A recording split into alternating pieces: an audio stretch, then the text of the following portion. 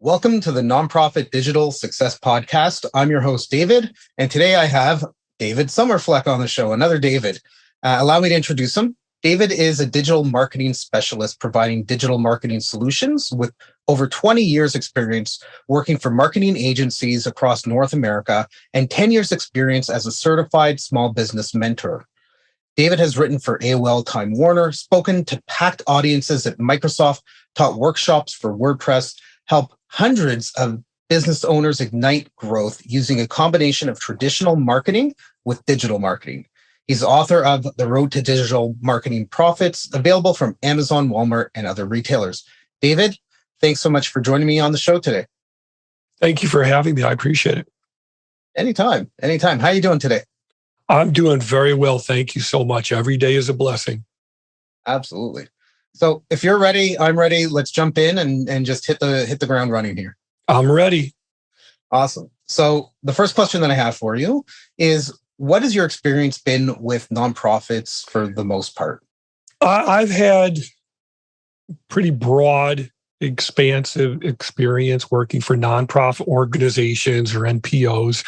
I worked for a nonprofit organization in marketing, of course. I also worked with nonprofits as an independent, digital marketing consultant. I also worked with nonprofits through marketing agencies that I worked for. And I also consulted with or advised probably hundreds of nonprofits. I mean, I lost count after probably the fifth year. So I've had a lot of experience working with nonprofit organizations in different capacities. That's phenomenal. Can you talk about your experiences with how the nonprofits tend to manage their digital marketing? Where to begin? I think in so many cases, I think a lot of nonprofits will tend to put digital marketing on the back burner. And when I say digital marketing, it's important to qualify that and say that on the top, we have marketing. Below that, we have digital marketing. And then below that, we have what is traditionally seen as online marketing. Why do I make these distinctions?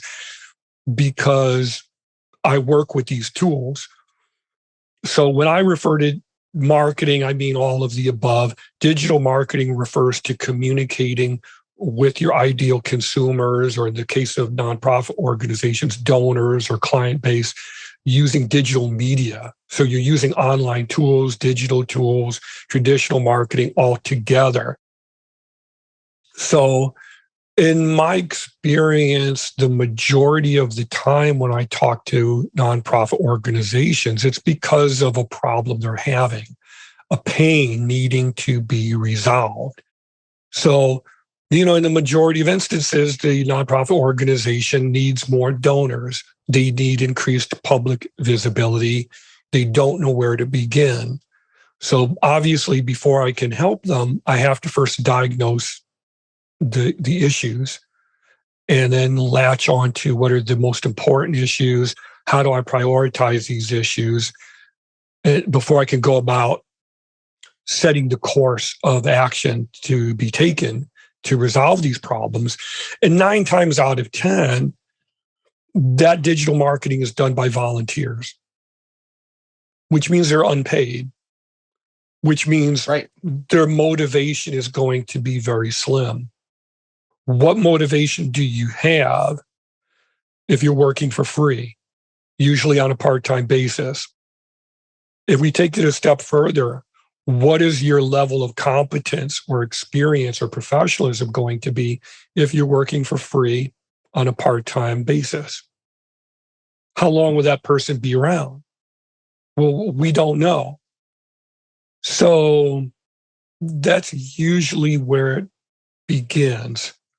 Then I can look at the company's SEO, their social media, their branding, their content marketing or lack thereof.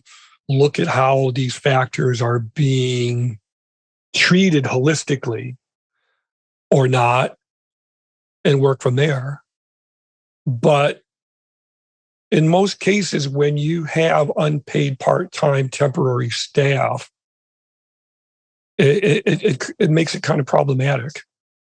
So Yeah, it's hard for nonprofits to operate without volunteers, right? You need some, and at the same time, like you just said, the motivation. Why would anybody want to work for free or give it necessarily their full throttle? I think it's extremely important to look at when you have unpaid staff, usually working on a part-time basis. You have to look at how you're going to delegate your resources. So, in that context, do you really want to entrust the future of your business, in this case, an NPO, to unpaid part-time staff? I wouldn't do it. And I've never seen good outcomes from that type of planning. You could have part-time unpaid staff doing work for you that may not be as immediately relevant or directly tied into your public perception, such as answering phones. But then again, wouldn't you want that done by someone who takes it very seriously too? So you really have to look at how you're going to utilize part-time unpaid staff. To me, it's problematic. What are they going to deliver to you at the level that you need, not being paid, and potentially inexperienced as well? So that's where it starts. And then we go downhill from there in most cases.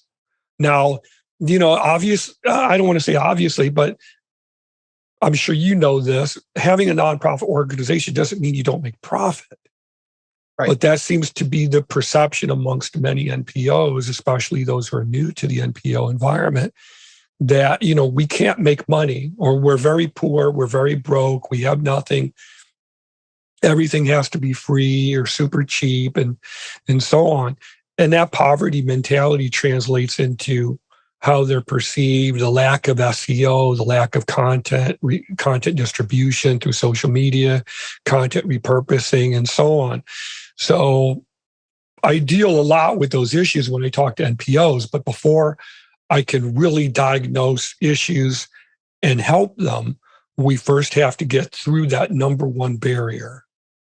That is that poverty mentality, where either I'm holding on to this and I'm not investing in growth, or I don't believe in online marketing or digital marketing as a field. Are you suggesting, I guess, that most of the nonprofits and charity and community-based organizations that you've worked with are typically running their digital marketing in the free or volunteer kind of realm?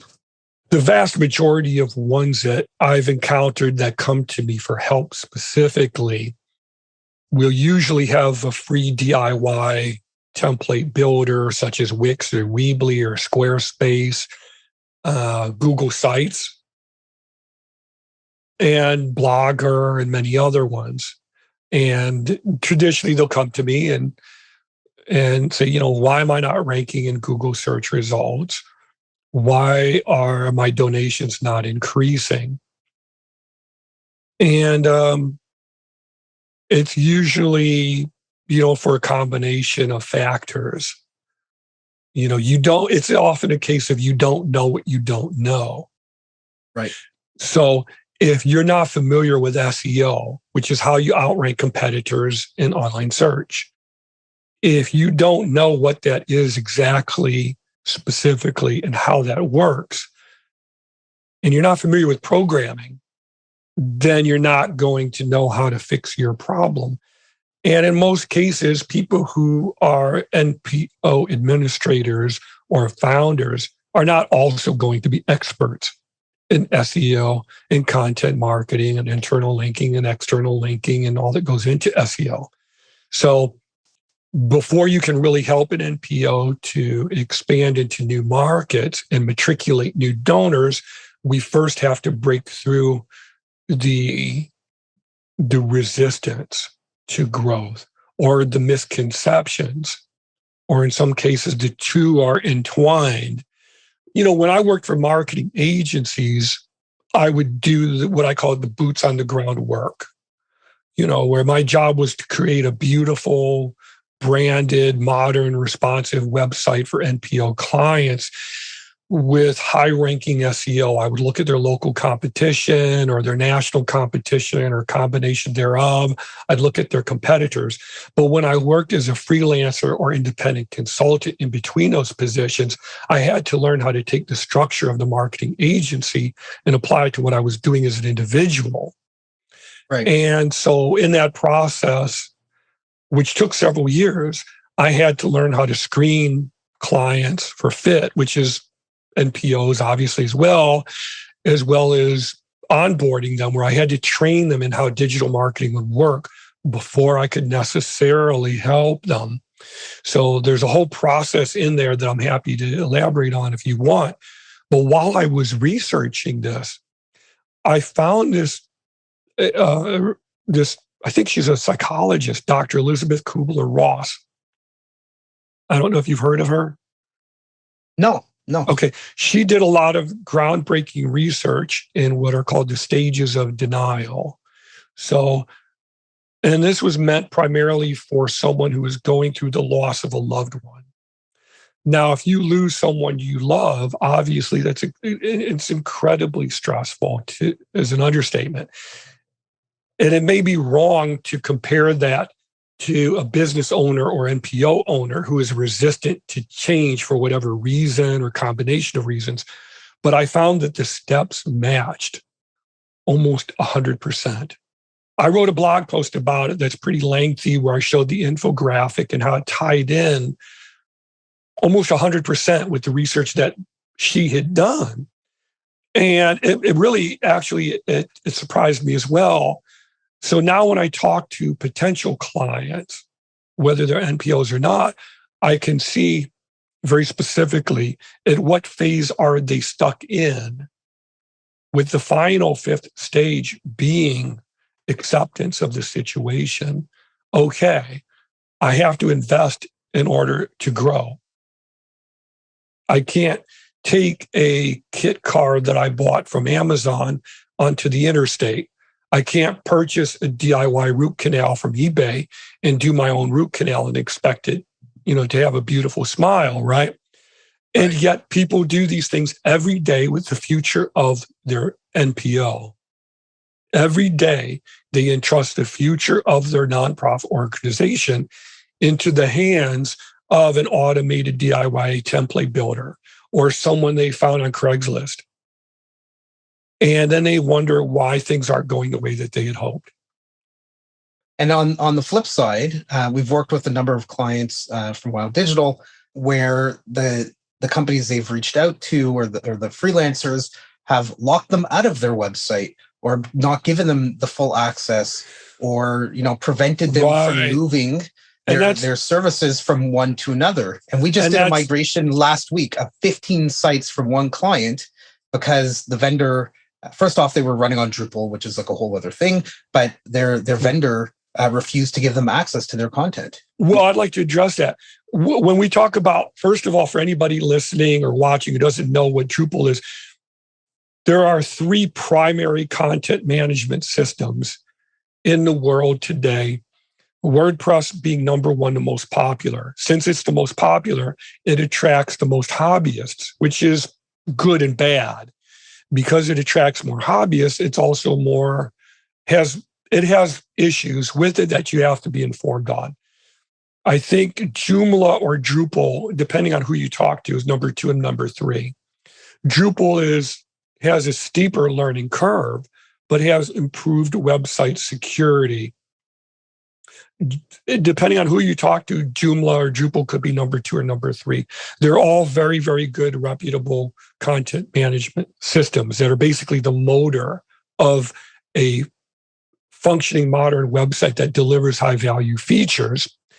As far as, a freelancer or even a marketing agency locking someone out of their website, that's not a good thing to do. That's not professional conduct. I can understand why it would happen, but I don't do it. And the reason that it happens, I feel, is because there's a breakdown in the process of screening first and then onboarding the client. You have to make sure, does the client understand the value that you provide? Can they afford you? Do they want what you can do for them? Do they have someone who will help them? Are they capable of paying their bills online? Usually, if a marketing agency or a freelancer or independent consultant locks someone out of a website, it's usually because there's a miscommunication there. They haven't been paid, something like that. And so in my own case, and I learned this from agencies, so when I screen the client, first we focus in on what's the value, what's the problem, what's going on, are we a good fit for each other, these types of topics. In the onboarding, I train the client in how I work, how long a project should take, what steps are involved, what is SEO, what is the value of SEO, what about e-commerce. All of these things we go over before we can begin to work. Then I go over the contract with them so they understand, here's how these things work. So there should never be any need to lock you out of a website. And so when you inherit situations like that, they're very, very unfortunate. They're not at the professional level that they really should be at. And that's because there was a breakdown in communication there.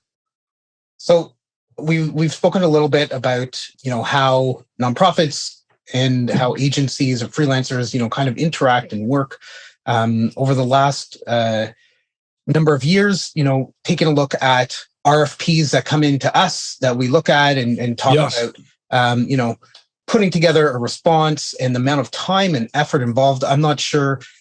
Like, I've been on both sides. I've worked in nonprofits for about 16 years. I've been on the let's put the RFP together side of it, and the months and time and effort involved in that.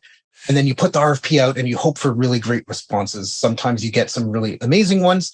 Sometimes you don't. But being on the agency side, looking at them, I think in terms of putting it together, it's hours and hours of time. Yes. It was one we put together a response for. We had probably spent close to 35 or 40 hours just in meetings, and then actually putting the documentation and all of that together. I have my opinions about what is your opinion about the RFP process? I wrote a blog post on what I call the broken RFP process. And, I should revisit that blog post because I have very strong opinions on it. I don't do RFPs simply because, as you indicated, they're extremely time consuming, extremely exhausting, requiring a great deal of research if you're going to respond to it on any kind of serious professional level. Moreover, from the perspective of the NPO, they are not effective at finding or soliciting or enrolling professional, experienced help. Why is that? First of all, they're a very broad cattle call, where from the agency or freelancer perspective, intellectually, if you're getting an RFP, how many other people are getting an RFP. Could be 20 others, could be 50 others, who knows? And in most instances, the NPO sending forth the RFP is looking for the cheapest possible price, not necessarily the experience. Do they know how to vet for the most experienced agency or individual who could assist them? Do they know that? Odds are they don't. And the other problem that I have with the RFPs is that it's a matter of self-diagnosis. You would never dream of going to the doctor and telling the doctor, this is what's wrong with me. This is how much you should charge or how much I'm willing to pay. And this is what tools you need to use and how long it should take. You would never go to the doctor and tell them these things. They'd laugh you out of the office. And yet, exactly. But yet the nonprofit organization will send you a one-size-fits-all generic form they could be sending to 100 other competitors. And they're telling you, here are what tools you have to use. Here's how you should use them in some cases. Here's how much you should charge, because we're not going to pay you a penny more. Here's who you have to work with. Here's your deadline.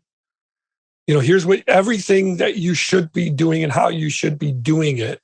So they're self-diagnosing their own problems, and they're telling you how to solve their own problems and what it should cost and how long it should take. It's utterly ridiculous. No other service provider in the world would tolerate that. The lawyer, the doctor, the plumber, the electrician, even the custodian would never let you walk up to them and tell them how long it should take, how much you should charge, how every tool you should use. That's insane. And yet we permit it. And the nonprofit organizations think this is effective. And that's why so many NPOs have no SEO, broken e-commerce, easily hackable websites, crazy email addresses. I've seen the Juicy Tushy 123 at Gmail for a nonprofit organization. I'm not going to donate money to that. I'm not going to communicate with that NPO. Why would I do that? I mean, come on. I could go and teach elementary school. They're operating at a less than perspective when you attempt to self-diagnose. Well, if you know how to do everything yourself, why not just do it yourself? Oh, wait a minute. It's because you don't know how to do it yourself. Why not let the expert be the expert and come in and solve the problem and then pay on the basis of the new value you've received? So what do? I gauge for seriousness and commitment. And if they seem serious and committed, as opposed to shopping around for the cheapest possible price, in which case I can just send them to an affiliate page, I invite them to what I call a virtual cup of coffee, or in my case, tea. Let's have a virtual cup of tea, and we screen for fit. I can talk about budget all day long. I don't need to talk about budget all day long. I mean, budgets are the number one concern. How much? Not what kind of value can you give me? Or these are the problems I'm having. This is how long the problems have been going on. This is how many people it's impacting. This is how it's interfacing with our NPO. This is decreasing our donations. It's always on how much, not how much it's costing us.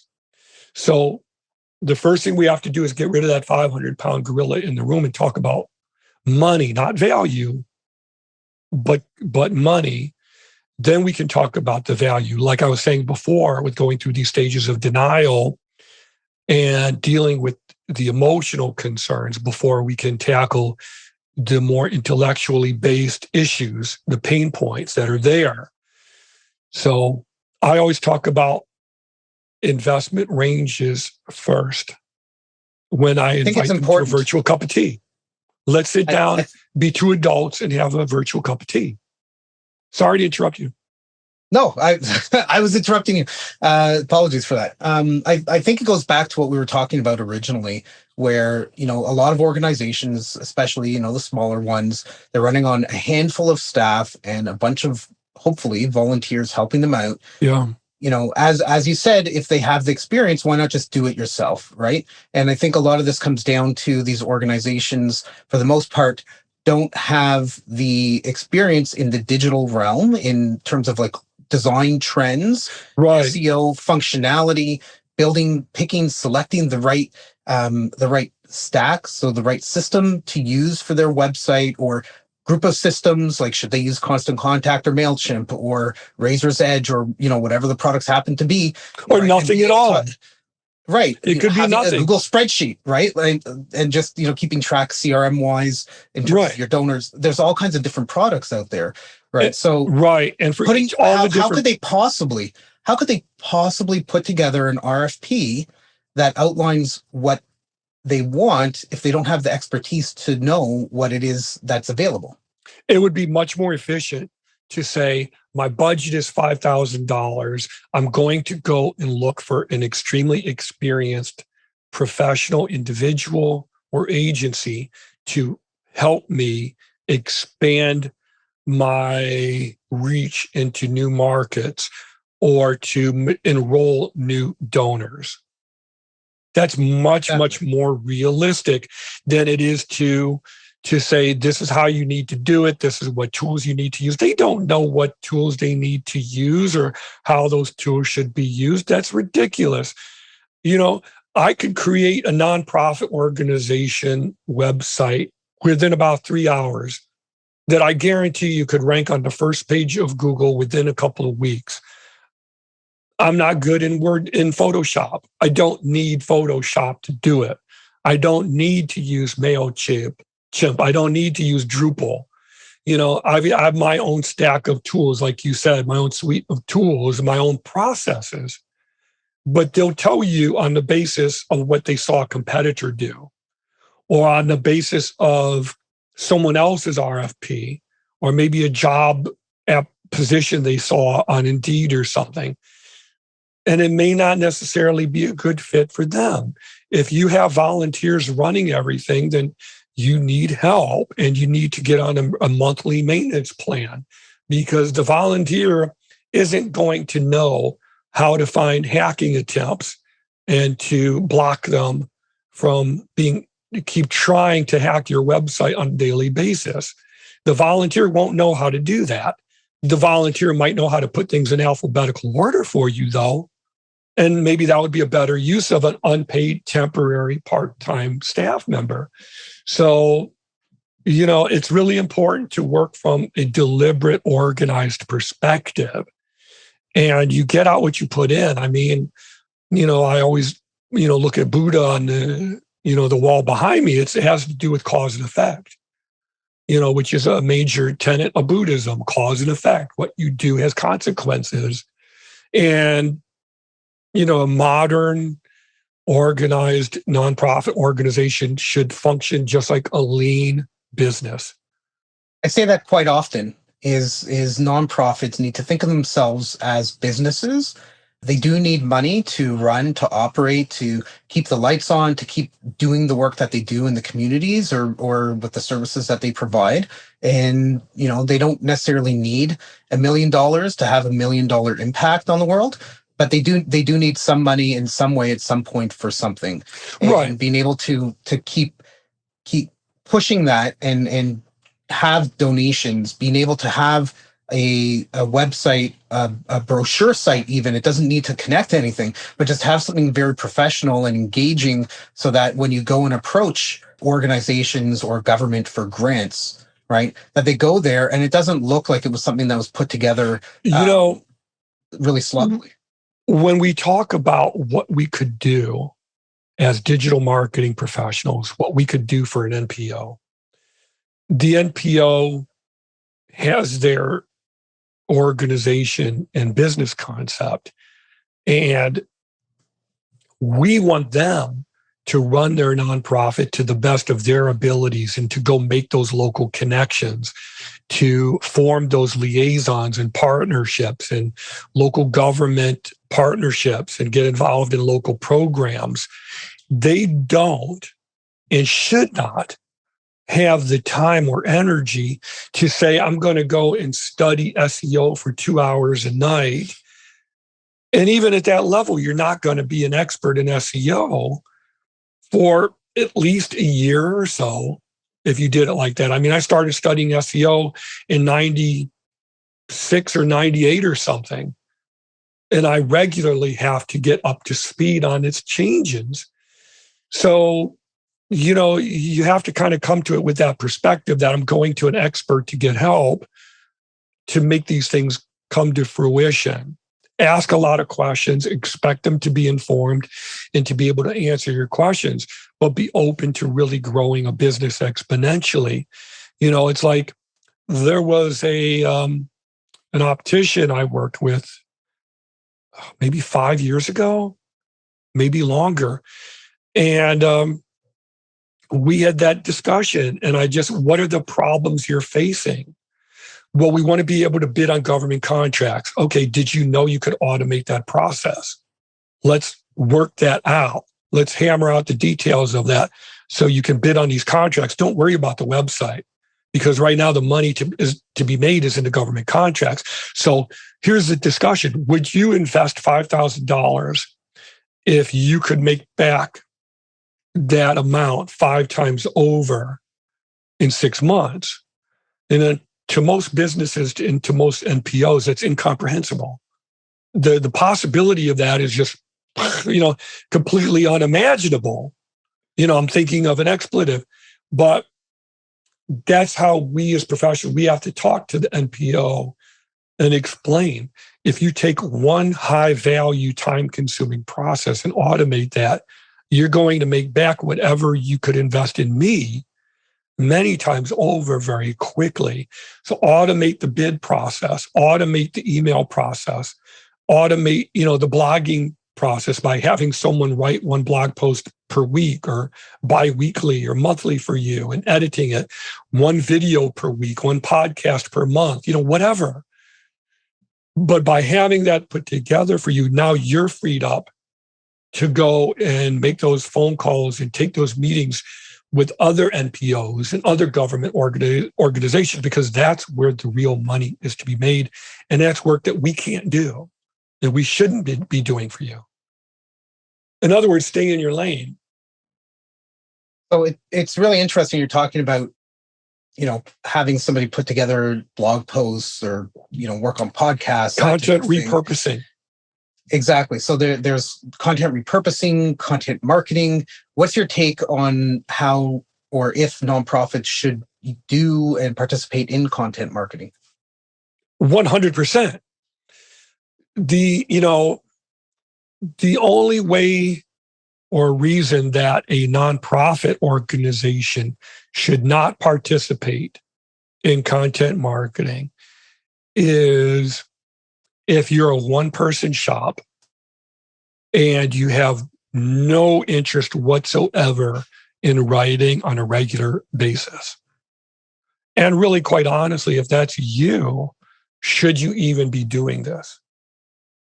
Are you even, and I don't want to say this in a mean way, but it may be that you're pre-launch phase, so that you may be at the point where you're not quite ready to start the nonprofit, or maybe it shouldn't be a nonprofit. So, but if your goal is to expand reach, to increase donations and grow as an NPO, absolutely you need to be blogging on a consistent basis. If you can't do it consistently, don't start. The same is true with podcasting.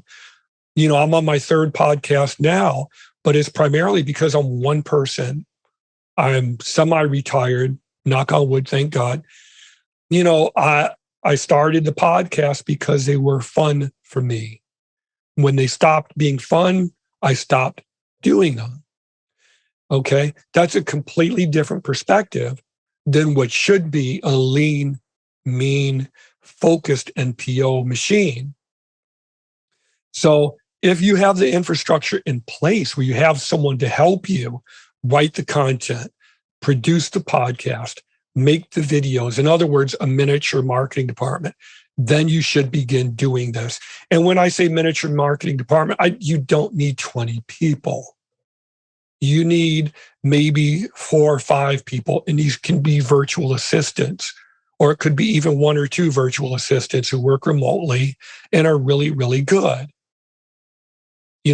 I have a content repurposing package. I don't know if it's listed on my website or not, but it's like what you said, 1 blog post per month, turn it into a video, turn it into a blog post, a podcast, a video, an infographic summarizing key concepts. Well, if you can do that once per month, imagine the amount of content or marketing collateral we'll have after 1 year. Now, imagine what would happen if you could do that on a weekly basis. Every Monday morning at 9 a.m., we have a new podcast, a new blog post, a new video, a new infographic. How many, marketing collateral pieces are you going to have? So you have to look at it like that. The more deliberate the more organized and structured you are with what you do, the more seriously you take it and see problems as solvable Rubik's Cube, the more you can really get done very methodically. But the Savior complex doesn't work. It really didn't even work for Jesus, if you think about it. I mean, there's a part in the Bible where I think he told Judas, get me out of here. I'm not a biblical scholar, but I remember somewhere in the Bible, he asked Judas, there's too many people. I can't heal every single person here. So if he couldn't do it, and you're not an expert in digital marketing and you don't have all the time and energy in the world, how are you going to grow a business exponentially without help? So, I mean, my heart goes out to NPOs. In many cases, I love their missions. But in order to help them, we both have to be able to come to the table and be very open and honest and transparent with each other. The NPO has to be honest about what is a realistic budget estimate or range for them, as well as what they can or cannot do. And then the digital marketing person or agency has to be transparent about the tools and skills that they bring to bear, as well as the important value. Yeah, and I think that's exactly it, right? You need to figure out what your budget is, what you want to achieve, bring in some experts, have them do some discovery sessions, and invest maybe a little bit of money to bring in the experts to talk about and find out what it is that you actually really need to achieve what your goal is, what your desired outcome is. And then also, a website, your digital marketing is not really one and done. You need to have ongoing time and effort put into it. It doesn't have to be expensive. Like David was just talking about producing content on a regular basis every Monday morning or once every 2 weeks or whatever it is. In terms of producing the content, it could be what we tell our clients, 300 words, 350 words, right? It doesn't have to be really long, verbose pieces of content. Oh, that's not long enough at all. No way. That's okay, so what would you recommend? I would say at least 500 words. And again, from the perspective of a former English teacher, 500 words is 5 paragraphs. Typically, with the average paragraph being around 5 to 10 sentences. So just long enough for you to express an idea and give some depth. 3 or 4 internal links, and that means linking to other blog posts and other pages. 3 or 4 external links, linking to scholarly or competitive websites that link higher than you. And I'm not saying that to negate what you were saying, just as my own personal feelings on it. But you brought up a great point when we talk about websites being perceived as one and dones, single objects. And I hear that many, many times. How much is a website? As if you're ordering, a cheeseburger or something, or you're, buying a banana or something. It's not an object. If you look at government websites, even at the dawn of the internet back in the 90s or earlier, I started in the mid 90s, government websites were seen as portals. Portals. They weren't single objects. You would go to the government website so that you could use their e-commerce, so that you could pay bills. You could check, you could check on the status of an order. You could download documentation that you needed. A doctor will have a portal so that you can check on your medical condition or see your medical report. You can pay your bill. You can see, has your prescription been shipped yet? You can see when your next appointment is. Any doctor or dentist who doesn't have these tools usually is not seen as being professional. Right. And yet the NPO will think, oh, I can have a one-page website and the contact form is very simplistic. It may or may not work. The SEO is incorrect or doesn't even exist. Or I don't know what SEO is, and that's okay. And all my competitors rank higher in Google than I do. How is that acceptable? And it really shouldn't be if you're passionate about your NPO's success. So when we talk about a website, it's a process through which all of these other factors must go in order for them to deliver the results that you want. So SEO, e-commerce, content marketing, brand identity, so that people have the same experience, whether they look at you on Facebook or on Twitter or LinkedIn or go to your company website or read a blog post or watch a video. That's branding. If you want to know branding, look at Target, look at Barnes & Noble, look at Amazon, look at these huge global companies. Or if you're a nonprofit, look at Kaiser Permanente, which is extremely profitable, one of the most profitable companies in the United States, and they're an NPO. So you want to look at all of these factors as going through the company website and working hand in hand to basically, work to support this NPO. To touch on budgeting very briefly, a lot of NPOs don't know how to budget, especially those who are new. They don't know what a budget should be. And again, I love a lot of the nonprofit missions, but you can't have a champagne a wish or champagne taste in a beer budget. Back when I had my agency and I was advertising very aggressively, where was this? In Denver. So if I wanted to put an ad in a local Denver newspaper, it would cost me several $1,000s to put an ad in a local newspaper. And it would only run for 2 or 3 months. Once I stopped paying, the newspaper would stop running the ad. Whatever phone calls or emails I might get would stop with that. Now, the newspaper would never guarantee you're going to get X number of phone calls per month or X number of phone calls or emails per month. They would never guarantee that.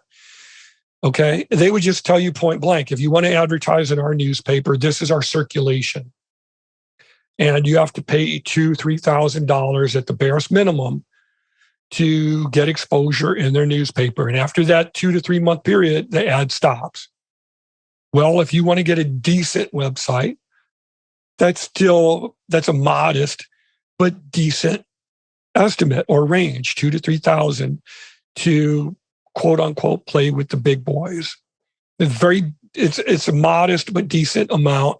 I think most agencies or individuals would take you seriously and go, okay, well, at least there's something that we can work with to put our time and energy into.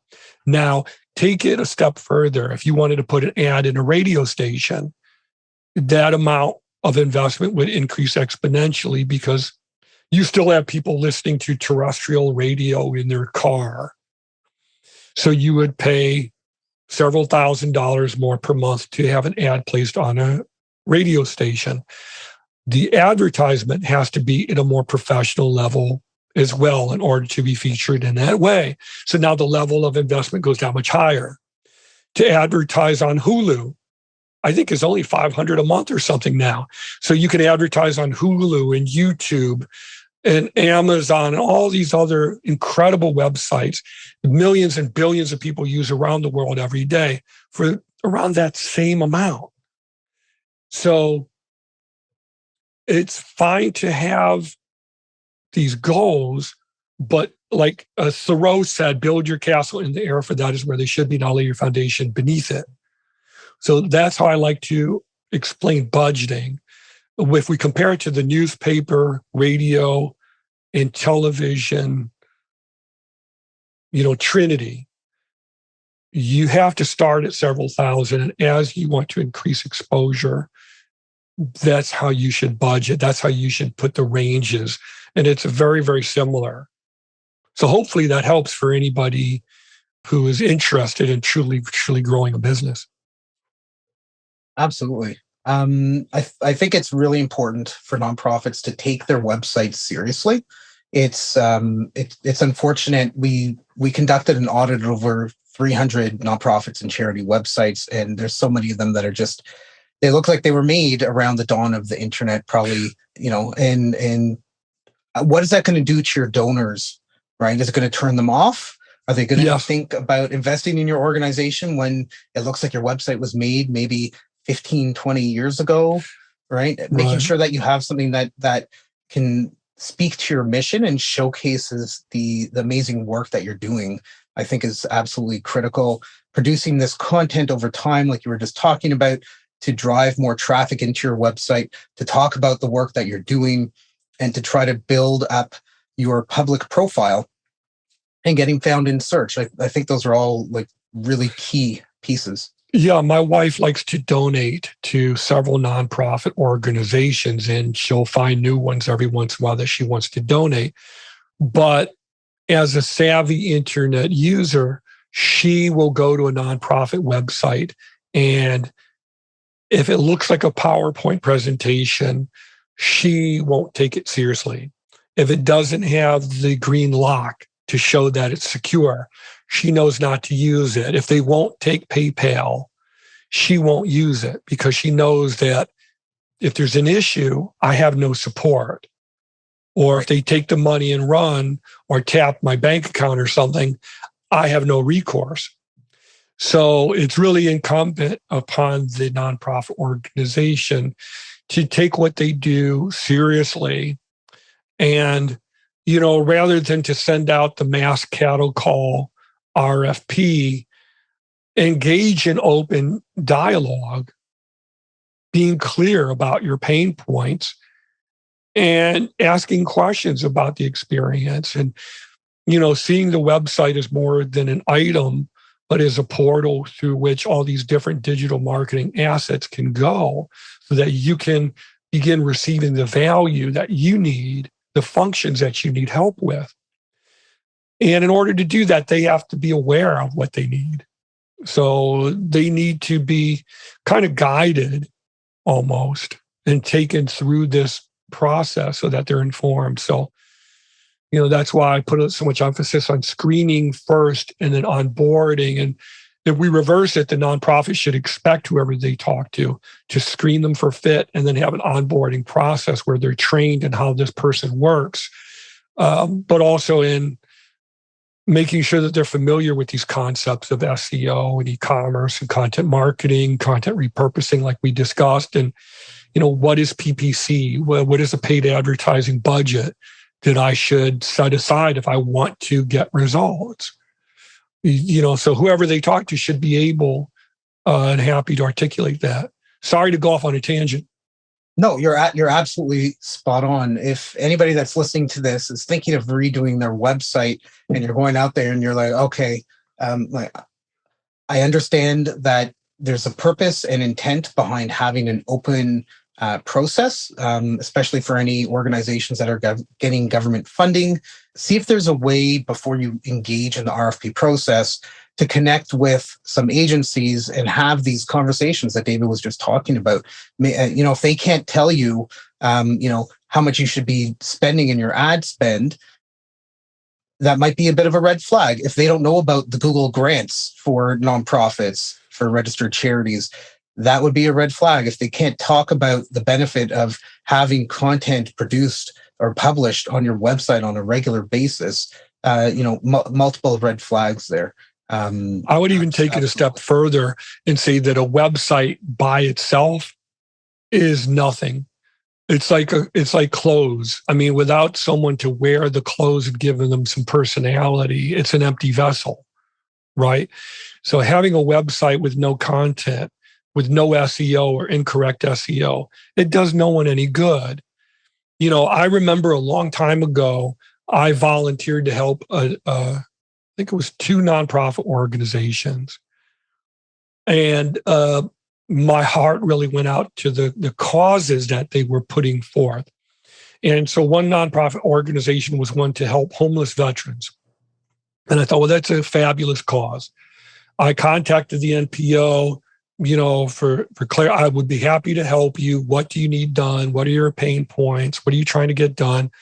Do you have competitors who are eating your lunch that you want to, be like them or whatever? I created the site.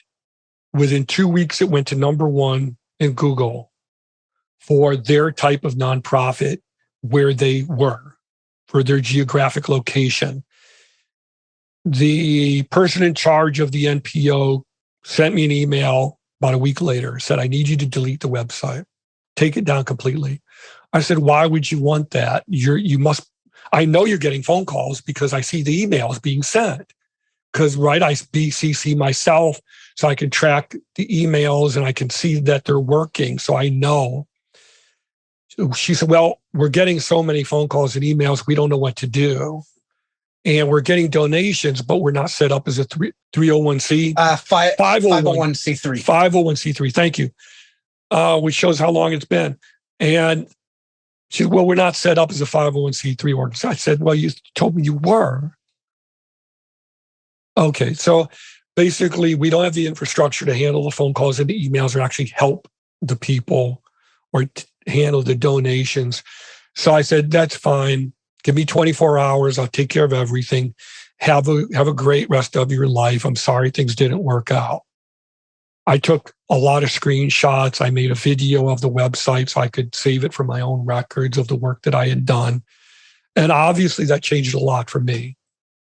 So now I would never dream of working with a nonprofit unless first we screened for fit, then onboarded to make sure that they had the assets available that were necessary, that they were familiar with all of these concepts and processes. So when you go through that as an NPO, I'm sure it was very painful on her part. And from my perspective, it's painful because here I have this stunning website that's getting you phone calls and donations, but now we have to delete it all within the span of 1 month. That's not where you want to be. So you need that foundation first. Absolutely. 100%, right? If you want to go out there and, sell shoes online, you need the infrastructure for fulfillment. You need the infrastructure for payments, and you need the infrastructure to handle customer complaints and refunds and returns and all of that. It's not just, okay, we're going to go and do this. We're not just going to accept these donations. What do you do internally from a fundraising side, from a donations perspective side for donors that want to leave pieces in their estates or their wills or to your organization? Exactly. Really and completely set up on the back end to handle that.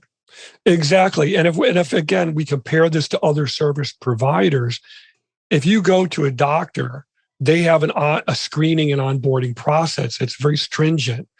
In the US, I don't know how it is in Canada, but in the US, everything is based on either your income level or the type of insurance you have. So if I call a doctor in the US, the first thing they're going to ask me is, what insurance do you have? We can't forget about making an appointment and diagnosing your problem. And you're not going to call a doctor and say, how much is a visit to the doctor? And I need this done immediately. And if you're not cheap enough, I'm going to go to another doctor. It doesn't work like that unless you do, you find a doctor who works in his garage or something, which they do have in the US, but I wouldn't go to one. So, you got to have these what they call boundaries, rules, and limitations. So these very important strictures in place. So yeah, if you go to any other service provider, they're going to have a way to first make sure that you're fit for them, that you've got what they need in order for them to work with you. Then they tell you what the payment is going to be. And in many cases, they don't even tell you what the payment is going to be. You just get the bill. So we have to kind of look at it like that, that I'm going to this expert on the basis of their experience in order to resolve a serious issue to me. And if the issue isn't serious, then it's a hobby. Absolutely. So this has been so great. It's really fun to talk to another person that's been doing the agency work, that's been working in my shoes and having these kind of conversations and helping the people that are listening to this episode really kind of understand a little bit more holistically, kind of a 360-degree approach to all the different facets and all the different bits of content, back-end editing, things that they should really know about as they go into potentially a website redesign or thinking about looking at an RFP process and the pain that can be associated with that. So thank you so much. I think this has been a really great episode. I hope the people listening have been able to get some great advice from you and some pointers today. If anybody wants to get in touch with you, what do they need to do? Well, I'd like to just add one little point at the end, if I may. I think Sure. everybody in the digital marketing space, I'm sure you would agree with this, we resonate with the purposes and causes of nonprofit organizations. In most cases, we want to be able to help you, but we need the nonprofit organization to meet us in partnership and to have dialogue about needs and what the most important and pressing issues are, where we can contribute and add value to you, as opposed to buying objects, which is a common perception that we all and we both see on a regular basis. I think it's fair to say. So I think that's really important to bear in mind that, we want to be able to help you, but we need you to meet us halfway when I talk about these concerns that we've discussed in our interview. As far as, how people can reach out to me to learn more, to get a lot of free giveaways I have on my website. I have free downloads and reports and checklists, and even an ideal client game that you can take to see if you're a good fit for digital marketing on my website. I also offer free no-hassle consultation that you can go to my website and schedule one, and I'll talk to you and be brutally honest with you, just like I was here. So all you have to do is go to Google and type in dms.blue, or go into any browser and just type in dms.blue and hit enter. Fantastic. So I know you've mentioned a couple of blog articles in today's episode and the link to your website.